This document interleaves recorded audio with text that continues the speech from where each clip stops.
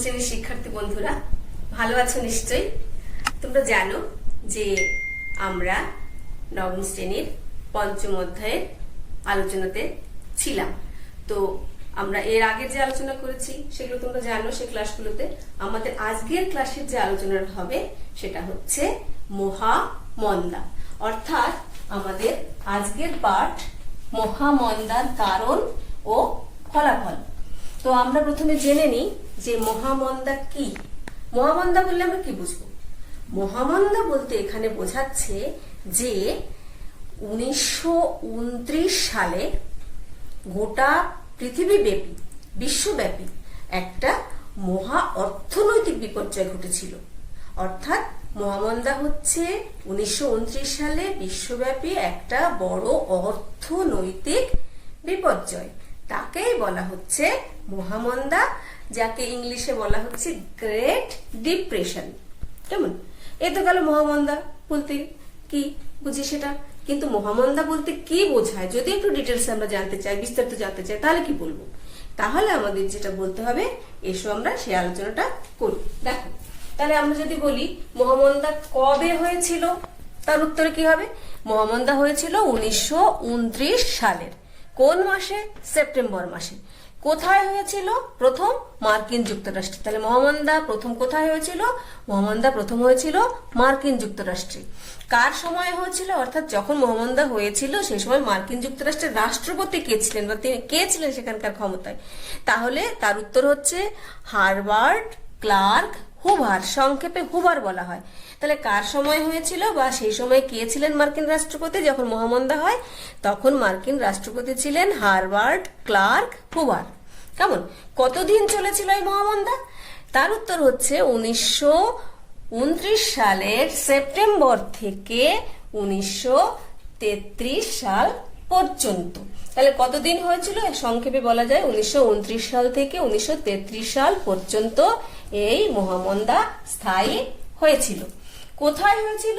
আমরা জানি মার্কিন যুক্তরাষ্ট্রে। কিন্তু যদি আমরা বলতে চাই যে মার্কিন যুক্তরাষ্ট্রের কোন জায়গাতে শুরু হয়েছিল, তাহলে আমরা বলবো যে মার্কিন যুক্তরাষ্ট্রের একটি রাজ্য হলো নিউ ইয়র্ক। সেই নিউ ইয়র্কের ওয়াল স্ট্রিট বলে একটা জায়গা আছে। তো নিউ ইয়র্কের ওয়াল স্ট্রিট কি? নিউ ইয়র্কের ওয়াল স্ট্রিট হচ্ছে শেয়ার বাজার। শেয়ার বাজার।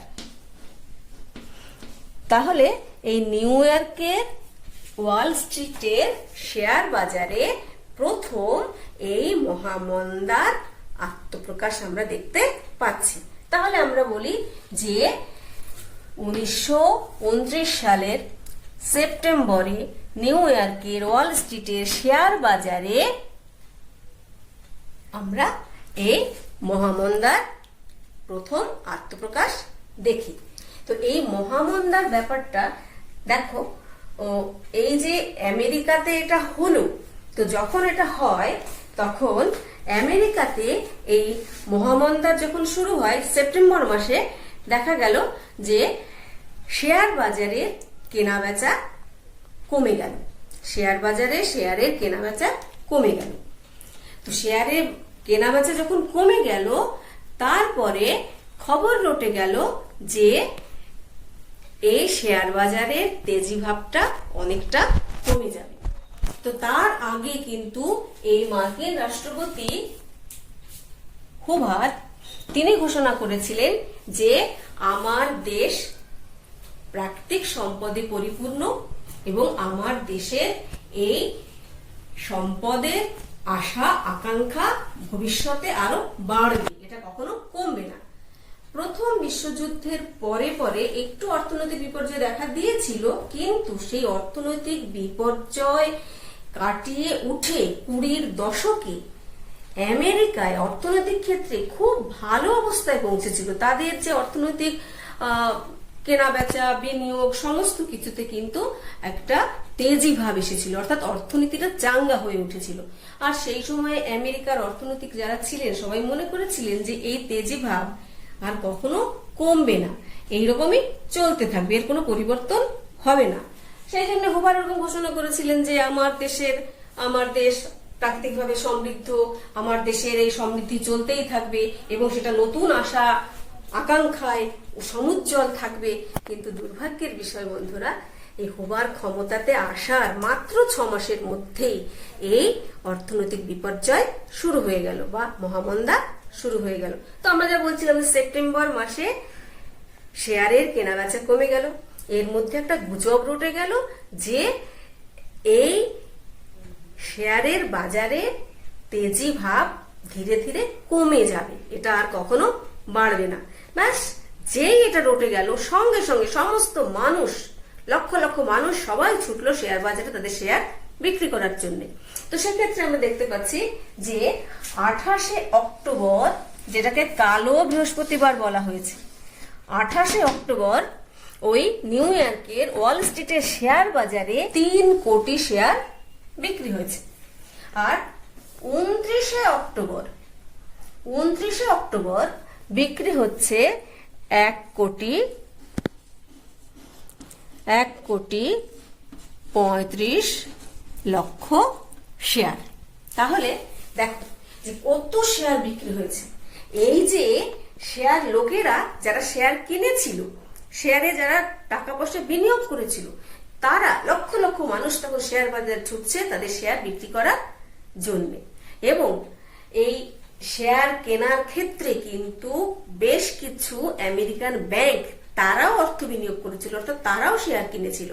এবং সেই ব্যাংকগুলি তাদের সেই শেয়ার বিক্রি করতে পারেনি, ফলে তাদের অর্থনৈতিক একটা মহা বিপর্যয় ঘটেছে। কেমন, এই যে তাদের একটা অর্থনৈতিক মহা বিপর্যয় ঘটলো, তারা টাকা তুলতে পারলো না। আবার এই সময় লোকেরা মনে করলো যে আমাদের ব্যাংকে টাকা রাখার থেকে টাকাটা যদি আমরা ঘরে রাখি তাহলে খুব ভালো হয়, মানে টাকা ব্যাংকে থাকার থেকে আবার ঘরে থাকা ভালো। তখন লোকেরা এই কথা ভেবে সেই লক্ষ লক্ষ লোক আবার ব্যাংকে ছুটলো তারা তাদের টাকা আনার জন্য। কিন্তু ব্যাংকগুলোতে তখন টাকা নেই, ফলে তারা টাকা দিতে পারলো না এবং ব্যাংকগুলি চিরদিনের জন্য তাদের দরজা বন্ধ করে দিল। তাহলে শেয়ার বাজারে ধস নামলো, ব্যাংক বন্ধ হয়ে গেল, যার প্রভাব গিয়ে পড়লো আমেরিকার অর্থনৈতিক ক্ষেত্রে, ব্যবসা বাণিজ্যে, শিল্পে, কারখানায়, কৃষিক্ষেত্রে, সমস্ত জায়গায়।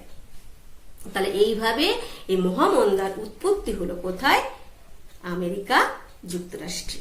কেমন, আমেরিকা যুক্তরাষ্ট্রের নিউ ইয়র্ক স্টেটের ওয়াল স্ট্রিটের শেয়ার বাজারে প্রথম এটার সূচনা হয়। তাহলে এই গেল আমাদের এই আলোচনা। আমরা এটাকে সূচনা ধরতে পারি যে মহামন্দা বলতে কি বোঝো বা মহামন্দা ব্যাপারটা কি, তার ডিটেলস আলোচনা বা সূচনা। কেমন, এইবারে এসো আমরা কেন এরকম একটা ঘটনা ঘটলো, আমেরিকা যুক্তরাষ্ট্রে কেন এরকম একটা ঘটনা ঘটলো, আমরা তার কারণগুলোকে ব্যাখ্যা করি, কারণগুলোকে আমরা পরপর আলোচনা করি যে আমেরিকা যুক্তরাষ্ট্রে কেন এটা এরকম ঘটলো। আমেরিকা যুক্তরাষ্ট্রের পর কিন্তু এই মহামন্দা ভূমিকম্পের মতো গোটা ইউরোপে এবং তারপরে গোটা পৃথিবীতে এটা ছড়িয়ে পড়ে। অর্থাৎ আমেরিকার সাথে যাদেরই লেনদেন ছিল, বাণিজ্যিক যোগাযোগ ছিল, সেই সমস্ত দেশগুলিতেই এই মহামন্দার প্রভাব ছড়িয়ে পড়েছে। তো আমরা এখন আলোচনা করছি কারণ, মহামন্দা কেন হয়েছিল তার কারণগুলো একটু আমরা দেখে নিই। কেমন, দেখো প্রথম হচ্ছে রপ্তানি হ্রাস, এটাকে আমরা 1 ধরি। রপ্তানি হ্রাস, হ্রাস মানে কি? কম। তাহলে রপ্তানি হ্রাস কেন? আমেরিকা যুক্তরাষ্ট্রে থেকে যখন প্রথম বিশ্বযুদ্ধ হয় সেই সময় আমেরিকা যুক্তরাষ্ট্র থেকে ইউরোপীয় দেশগুলো বিভিন্ন পণ্য সামগ্রী, ভোগ্যপণ্য এই সমস্ত তারা কিনতো, যুদ্ধের অস্ত্রশস্ত্র কিনতো, ঋণ নিত। কেমন, তো সেই বাবদ তারা আমেরিকার উপরে নির্ভরশীল ছিল। আর এই কারণে আমেরিকাতে কিন্তু কলে কারখানায় প্রচুর দ্রব্য উৎপাদন হতো, ফলে আমেরিকার লাভ হতো সেই জিনিসগুলো ইউরোপের দেশগুলোতে বিক্রি করে। এটা যুদ্ধের সময়।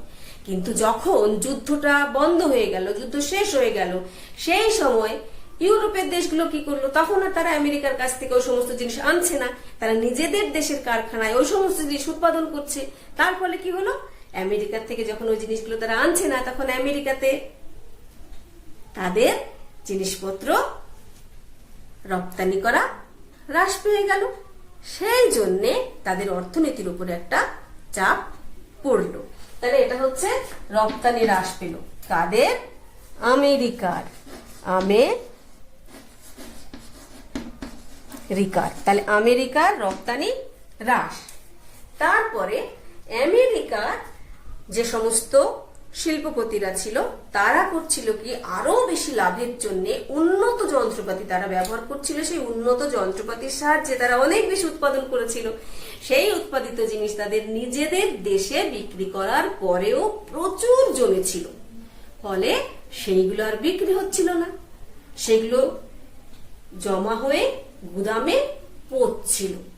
তো এর ফলে তারা কি করেছিল, এই যে জিনিসপত্র বিক্রি হচ্ছে না, জমা হয়ে রয়েছে, পাহাড়ের মতো ডাই হয়ে রয়েছে, জমা হয়ে রয়েছে, বিক্রি হচ্ছে না, তখন তারা তাদের উৎপাদন কমিয়ে দিল। আর উৎপাদন কমানোর ফলে তাদের শ্রমিক ছাঁটাই করতে হলো।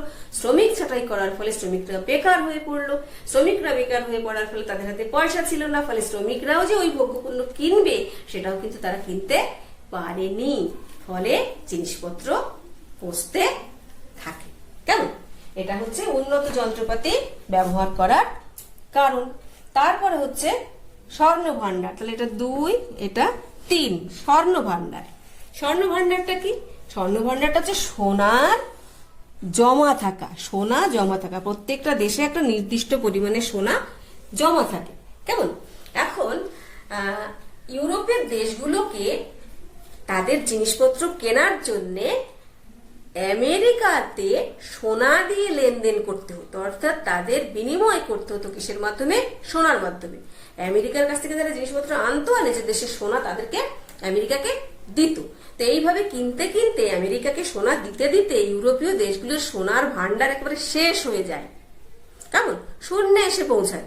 তখন আর তাদের সোনা না থাকার জন্য তারা কি করলো, আমেরিকার কাছ থেকে আর জিনিসপত্র কিনতে পারলো না।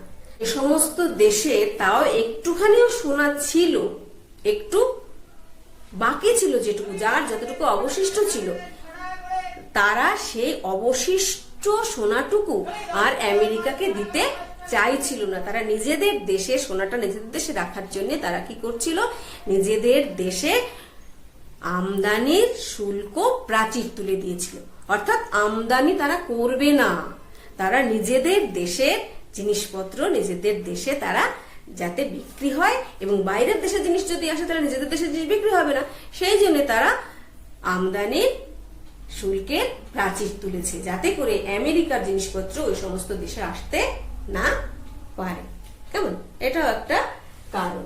তারপরে দেখো, মজুরি বৃদ্ধি কম, অর্থাৎ কম মজুরি বৃদ্ধি। এই যখন তেজিভাব দেখা দিয়েছিল সেই সময়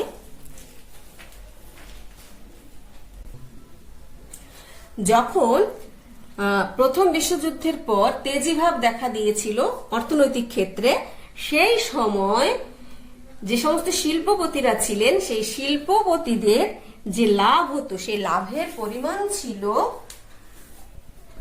72%। লভ্যাংশের পরিমাণ ছিল 72%। কেমন?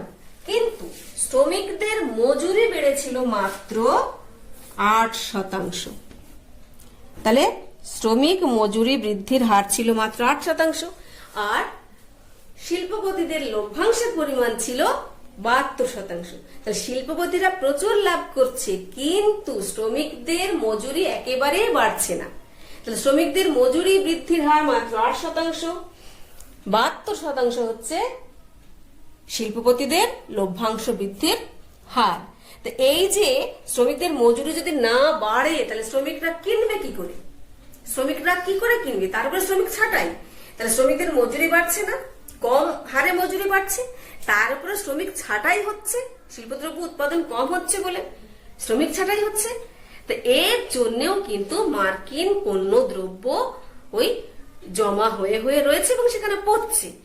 এই অবস্থাটা থেকে তারা বেরিয়ে আসতে পারতো যদি শ্রমিকদের মজুরি বাড়াতো, তাহলে শ্রমিকরা জিনিসপত্র কিনতে পারতো, কিংবা আরেকটা কাজ করতে পারতো, জিনিসের দাম কমাতে পারতো। না তারা শ্রমিকের মজুরি বাড়িয়েছে, না তারা জিনিসের দাম কমিয়েছে, ফলে তাদের জিনিস পাহাড়ের মতো জমা হয়ে রয়ে সেখানে পৌঁছেছে, তাদের জিনিস বিক্রি হয়নি। আরেকটা দেখো, পঞ্চম, সেটা হচ্ছে শুল্ক সংরক্ষণ। তো এইরকম যখন চলছে আমেরিকাতে, যে আমেরিকার জিনিসপত্র আর বাইরের দেশে বিক্রি হচ্ছে না, কেউ তাদের জিনিস কিনছে না, সেই সময় আমেরিকা কি করলো, যে কিছু জিনিস তো আমেরিকাতেও যেত, কেমন, রপ্তানি হওয়ার জন্য বিভিন্ন দেশ থেকে বিভিন্ন দেশ আমেরিকাতে রপ্তানি করতো। তো আমেরিকা কি করলো, নিজের দেশের শিল্পকে বাঁচানোর জন্য সে শুল্ক সংরক্ষণ করলো। শুল্ক সংরক্ষণ কি, অর্থাৎ তার দেশে যদি বাইরের দেশে কোনো জিনিস আনতে হয়, বিক্রি করতে হয়, তাহলে অনেক বেশি তাদেরকে শুল্ক দিতে হবে। সেই শুল্কের পরিমাণ বাড়িয়ে দিল, যার জন্য বাইরের দেশের জিনিস আমেরিকায় ঢুকতে পারলো না। তো এই একই কাণ্ড কিন্তু ইউরোপের দেশগুলোও করলো।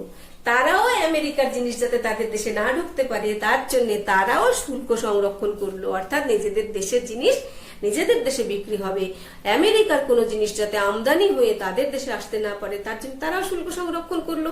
এইভাবে দেখা যাচ্ছে মার্কিনী অর্থনীতির ক্ষেত্রে এই কারণগুলোর ফলে কি হচ্ছে, একটা মহাবিপর্যয় দেখা দিচ্ছে বাণিজ্যিক ক্ষেত্রে, শিল্পের ক্ষেত্রে, কৃষির ক্ষেত্রে যার প্রভাব এসে পড়ছে। তাহলে এই হচ্ছে এই মহাবিপর্যয় বা মহামন্দার কারণ। পরপর আমরা আলোচনা করলাম রপ্তানি হ্রাস, উন্নত যন্ত্রপাতির ব্যবহার, স্বর্ণভাণ্ডার শেষ, কম মজুরি বৃদ্ধি এবং শুল্ক সংরক্ষণ। কেমন? তাহলে এরপরে আমরা দেখি মহামন্দার ফলাফল বা প্রভাব। কেমন? মহামন্দার ফলাফল বা প্রভাব, এটাকে বন্ধুরা আমি দুটো ভাগে ভাগ করেছি। অর্থাৎ মহামন্দার প্রভাবটা মার্কিন যুক্তরাষ্ট্রে কতটা পড়েছিল আর ইউরোপে কতটা পড়েছিল। তো আমরা আগে মার্কিন যুক্তরাষ্ট্রের ব্যাপারটা আলোচনা করে নিই। তো মার্কিন যুক্তরাষ্ট্রে তো একেবারে অর্থনীতি শেষ। এই মহামন্দার ফলে মার্কিন অর্থনীতি একেবারে তলানিতে গিয়ে ঠেকেছে, একেবারে শেষ। তো এটা কিরকম ব্যাপারটা হলো, মার্কিন যুক্তরাষ্ট্রে আমরা দেখছি যে এই অবস্থা যখন শুরু হয় তখন এখানে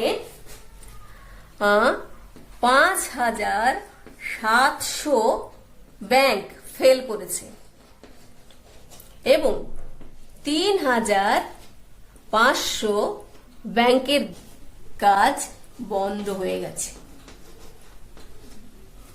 কেমন?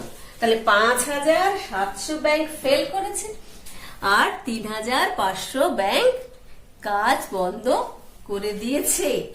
কেমন? তো এই মহামন্দাতে আমরা দেখতে পাচ্ছি যে মহামন্দা শুরু হবার ২ মাসের মধ্যেই আমেরিকা যুক্তরাষ্ট্রে যারা বিনিয়োগ করেছিল সেই বিনিয়োগকারীরা ৪,০০০ কোটি ডলার হারায়। ব্যাংক ব্যবস্থা ফেল করে যায়, কলকারখানা বন্ধ হয়ে যায়, শ্রমিকরা বেকার হয়ে পড়ে, তাদের খাবার জিনিস কেনার মতো আর্থিক সামর্থ্য তারা হারায়। এবং দেখা যাচ্ছে যে ১৯২৯ সালে যা উৎপাদন হয়েছিল ১৯৩৩ সালে তার অর্ধেক উৎপাদন হচ্ছে এবং ১৯৩৩ সালে ১,৪০,০০,০০০ শ্রমিক বেকার হয়ে পড়ছে। এইরকম একটা অবস্থা মার্কিন দেশের অর্থনীতির ক্ষেত্রে আমরা দেখছি এই মহামন্দার ফলে। তো এই মহামন্দার থেকে বেরিয়ে আসার জন্য সেই সময়কার যিনি মার্কিন রাষ্ট্রপতি ছিলেন, যিনি একসময় খুব অহংকার করে বলেছিলেন যে আমার দেশ অর্থনৈতিকভাবে সমৃদ্ধ এবং নতুন আশা আকাঙ্ক্ষায় সমুজ্জ্বল, এই তেজিভাব কখনোই নষ্ট হবে না, এটা চলতেই থাকবে কন্টিনিউয়াস। তিনি এই অর্থনৈতিক দুরবস্থা থেকে বেরিয়ে আসার জন্য বেশ কয়েকটি পদক্ষেপ নিয়েছিলেন। আমরা আগে দেখে নিই সেই পদক্ষেপগুলো কি কি।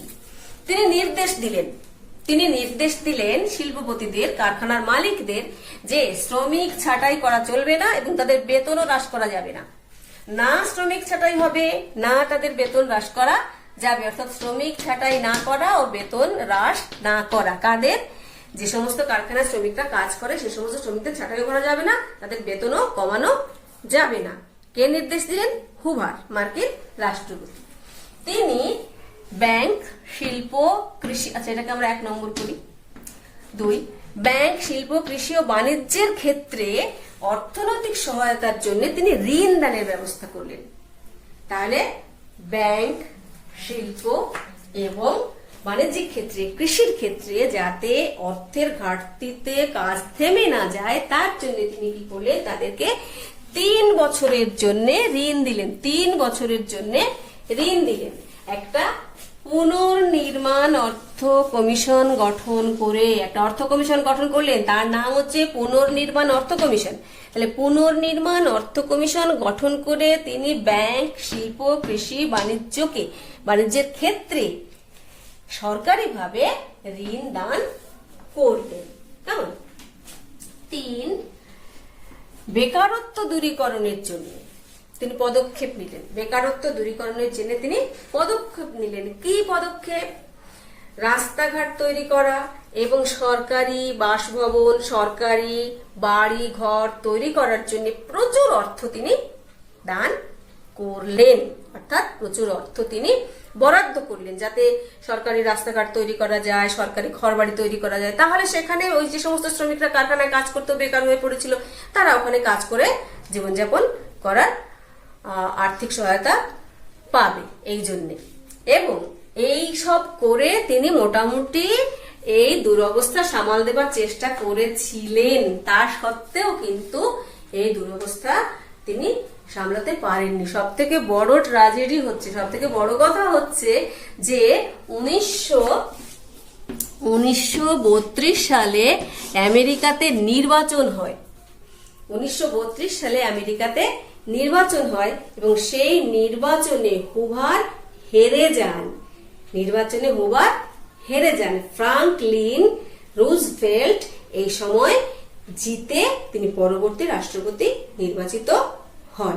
তাহলে এই যে মহামন্দা আমেরিকাতে যার গভীর প্রভাব, এবং সেই প্রভাব আমেরিকা থেকে ইউরোপের দেশগুলো থেকে গোটা পৃথিবীতে ছড়িয়ে পড়লো, সেখানে সেইটাকে সামাল দেবার জন্য হুভার যে পরিকল্পনাগুলো নিলেন, সেই পরিকল্পনাগুলো কিন্তু কার্যকরী হলো না, যার জন্য তিনি পরবর্তীতে ভোটে পরাজিত হলেন এবং ফ্রাঙ্কলিন রুজভেল্ট মার্কিন রাষ্ট্রপতি হয়ে ক্ষমতাতে এলেন। তাহলে এটাও কিন্তু একটা প্রভাব, এই যে তিনি পরাজিত হলেন এবং মার্কিন রাষ্ট্রপতি আরেকজন এলেন, রুজভেল্ট রাষ্ট্রপতি হলেন, এটাও কিন্তু এই মহামন্দার একটা প্রভাব। তাহলে এই হচ্ছে মার্কিন যুক্তরাষ্ট্রের প্রভাব।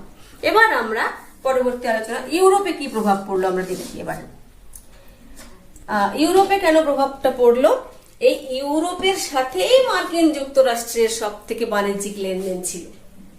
কেমন? ইউরোপের সাথে সব থেকে বেশি বাণিজ্যিক লেনদেন বা শিল্পের যে জিনিসপত্র আনা নেওয়া, ভোগ্যপণ্য আনা নেওয়া, যুদ্ধের অস্ত্র আনা, এই সমস্ত কিছু কিন্তু আমেরিকার সাথে ইউরোপেরই বেশি যোগাযোগ ছিল। অর্থাৎ ইউরোপের সাথে আমেরিকার বাণিজ্যিক যোগাযোগটা ছিল বলে ইউরোপের দেশগুলোই কিন্তু এর দ্বারা সব থেকে বেশি ক্ষতিগ্রস্ত হয়েছে, বিশেষ করে ইংল্যান্ড এবং ফ্রান্স। একমাত্র রাশিয়া বাদে, ইউরোপের একমাত্র রাশিয়া বাদে সমস্ত দেশগুলো, রাশিয়া বাদে গোটা ইউরোপ ক্ষতিগ্রস্ত হয় এই মহামন্দার ফলে, এই আর্থিক বিপর্যয়ের ফলে। কেন? রাশিয়ার সাথে কিন্তু মার্কিন যুক্তরাষ্ট্রের কোনো আর্থিক লেনদেন ছিল না, কোনো যোগাযোগ ছিল না। এবং প্রথম বিশ্বযুদ্ধের সময় তোমরা জানো যে রাশিয়া নিজেকে সরিয়ে নিয়েছিল, সুতরাং রাশিয়াতে এর বিন্দুমাত্র প্রভাবও পড়েনি। এই আর্থিক মহাবিপর্যয়ের হাত থেকে, মহামন্দার হাত থেকে একমাত্র রেহাই পেয়েছিল রাশিয়া। এটা কিন্তু একটা প্রশ্ন হতে পারে, একটা ছোট প্রশ্ন হতে পারে যে মহাবিপর্যয়ের হাত থেকে বা মহামন্দার প্রভাব কোন দেশে এতটুকু অনুভূত হয়নি? তার উত্তর কি হবে? তার উত্তর হবে রাশিয়া। কেমন? তাহলে রাশিয়া এর দ্বারা প্রভাবিত হয়নি। তাহলে বেশি প্রভাবিত হয়েছে কারা? ইউরোপের দেশগুলো। কিভাবে? ইউরোপের দেশগুলো প্রথম বিশ্বযুদ্ধের সময় আমেরিকার কাছ থেকে সমস্ত ভোগ্যপণ্য, যুদ্ধের সাজ সরঞ্জাম সহ প্রচুর টাকা ঋণ নিয়েছিল। এই যে প্রচুর টাকা ঋণ নিয়েছিল তারা, সেই ঋণের টাকা তারা তখন শোধ করতে পারেনি। যখন তোমরা জানো যে ভার্সাই সন্ধি হলো, সেই ভার্সাই সন্ধির সময় একটা ক্ষতিপূরণের ব্যবস্থা করা হয়েছিল। জার্মানিকে বলা হয়েছিল, জার্মানি তুমি যুদ্ধ বাঁধিয়েছো, সুতরাং তুমি পরাজিত হয়েছো, যাদের সঙ্গে যুদ্ধ বাঁধিয়েছো তুমি পরাজিত হওয়ার জন্য তোমাকে ওই দেশগুলোর যা ক্ষয়ক্ষতি হয়েছে সেই ক্ষতি পুষিয়ে দিতে হবে, অর্থাৎ তোমাকে প্রচুর টাকা ক্ষতিপূরণ দিতে হবে। সেই তার পরিমাণটা কত ছিল? $6,600 কোটি। কেমন? এই যে ক্ষতিপূরণ দিতে হয়েছিল, সেই ক্ষতিপূরণের টাকা আমেরিকা বলেছিল ঠিক আছে আমি জার্মানিকে ঋণ দেব। তাহলে আমেরিকা জার্মানিকে ঋণ দেবে, জার্মানি সেই ঋণের টাকা থেকে নিজের দেশের কিছু অর্থনৈতিক পুনর্নির্মাণ করবে, আর বাকি টাকাটা সে বিজয়ী শক্তিবর্গকে ক্ষতিপূরণ হিসেবে দেবে। এই ঠিক হয়েছিল। কেমন? তো দেখা যাচ্ছে যে এই জার্মানি ঋণ পেত কার কাছ থেকে? আমেরিকার কাছ থেকে। সেই ঋণের টাকা, সেই ক্ষতিপূরণের টাকা হিসেবে ইংল্যান্ড ফ্রান্সকে দিত।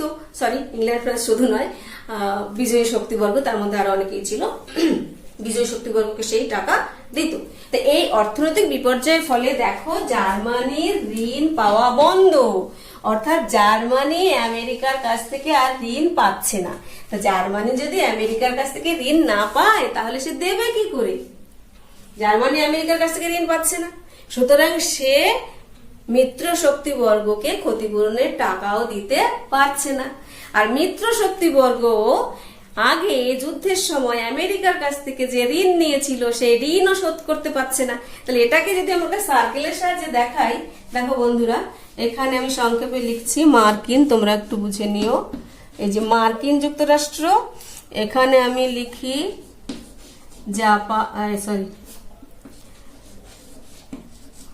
জার্মানি। কেমন? তাহলে আমেরিকা ঋণ দিচ্ছে জার্মানিকে, জার্মানি সেই টাকা দিচ্ছে কাকে?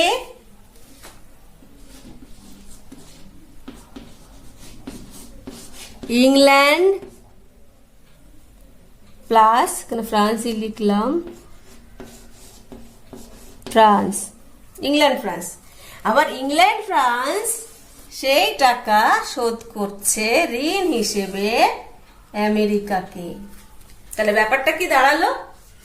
মার্কিন যুক্তরাষ্ট্র জার্মানিকে ঋণ দিচ্ছে, জার্মানি সেই ঋণের টাকায় ক্ষতিপূরণ হিসেবে ইংল্যান্ডকে আর ফ্রান্সকে দিচ্ছে।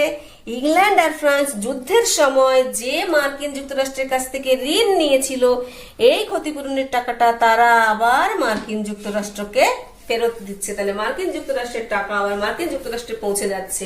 তো এই যে জার্মানি ঋণ পাচ্ছে না, তাহলে জার্মানির ঋণ পাওয়া বন্ধ হয়ে গেল, আমেরিকা জার্মানিকে ঋণ দিতে পারছে না, সুতরাং জার্মানিও ক্ষতিপূরণ টাকা দিতে পারছে না, ফলে আমেরিকা তো টাকা পৌঁছচ্ছে না। এই সমস্যা হলো। তাছাড়া জার্মানি প্রচন্ডভাবে ক্ষতিগ্রস্ত হয়েছিল এই যুদ্ধের ফলে। তোমরা জানো জার্মান অর্থনীতি বিপর্যস্ত হয়ে গেছিল, জার্মানির কৃষি ব্যবস্থা ভেঙে পড়েছিল, জার্মানিতে প্রচুর বেকার দেখা দিয়েছিল। জার্মানিতে সেই সমস্ত সময় যারা ক্ষমতা এসেছিলেন তারা কিছুতেই এই সমস্যা সমাধান করতে পারছিলেন না। এর সুযোগ নিয়ে পরবর্তীকালে জার্মানিতে ক্ষমতায় আসলেন অ্যাডলফ হিটলার, যিনি পরবর্তীকালে দ্বিতীয় বিশ্বযুদ্ধ বাঁধানোর জন্য দায়ী। সেটা আমরা পরে আলোচনাতে আসবো, পরে আমরা সেই বিষয়ে আলোচনা করব। আর ইতালিতে এই একই অবস্থা হয়েছিল, অর্থনীতি ভেঙে পড়েছিল, রাজনৈতিক নেতারা কিছুতে সমস্যা সমাধান করতে পারছিলেন না, আর তারই সুযোগ নিয়ে ইতালিতে ক্ষমতায় এলেন মুসোলিনি, যিনি দ্বিতীয় বিশ্বযুদ্ধ বাঁধানোর জন্য দায়ী। তো এই হচ্ছে ইউরোপে প্রভাব। কেমন? ইংল্যান্ড ফ্রান্স ঋণের পয়সা পায়নি, ইংল্যান্ড ফ্রান্স পায়নি কি ক্ষতিপূরণের পয়সা, ফলে তারা তাদের দেশের অর্থনৈতিক পুনর্গঠন করতে পারেনি, আর মার্কিন ঋণও শোধ করতে পারেনি। কেমন? তাছাড়া আরেকটা জিনিস জানো, যেহেতু ইংল্যান্ড ফ্রান্স ভেবেছিল যে তারা জার্মানির কাছ থেকে ক্ষতিপূরণের টাকা পাবে, সেই জন্য তারা তাদের টাকা আগেই খরচ করে ফেলেছিল। অর্থাৎ তারা টাকা পাবে কবে তার ঠিক নেই, কিন্তু টাকা পাবো এই আশায় তারা নিজেদের টাকা আগে অলরেডি খরচ করে বসেছিল। তারপর যখন তারা নির্দিষ্ট সময় টাকাটা পেল না, অর্থাৎ ঋণের তারা যখন তাদের ক্ষতিপূরণের টাকাটা পেল না, তখন তারা আরো বিপর্যয়ের মধ্যে নিমজ্জিত হলো। তবে এইখানে আরেকটা জিনিস বলার, সেটা হচ্ছে 1931 জুন থেকে 1932 জুন এই এক বছরের মধ্যে মার্কিন যুক্তরাষ্ট্রকে কারোর ঋণ পরিশোধ করতে হবে না বলে হুভার একটা ঘোষণা করেছিলেন, যে ঘোষণাটাকে বলা হচ্ছে হুভার মোরাটোরিয়াম। Hoover moratorium. কেমন? এই হচ্ছে আমাদের আজকের আলোচনা। এখানে শেষ হলো। আমরা আজকে আলোচনা করলাম মহামন্দার কারণ ও ফলাফল। যদি কোথাও কিছু বুঝতে অসুবিধা হয় তোমরা আমাকে কমেন্টস করে জানিও। আর ভালো লাগলে লাইক করবে, শেয়ার করবে। কেন কি শেয়ার করলে তোমার মতো আরো অনেকে এই উপকার পাবে, কেমন? আর যদি কেউ আমার আজকের এই ক্লাসটাতে প্রথম এসে থাকো তাহলে অবশ্যই সাবস্ক্রাইব করে দিও আর বেল আইকনটাতে ক্লিক করে দেবে, তাহলে আমার পরের ক্লাসগুলো তোমার কাছেই সবার আগে পৌঁছবে, কেমন? আজকে চলি, ভালো থেকো।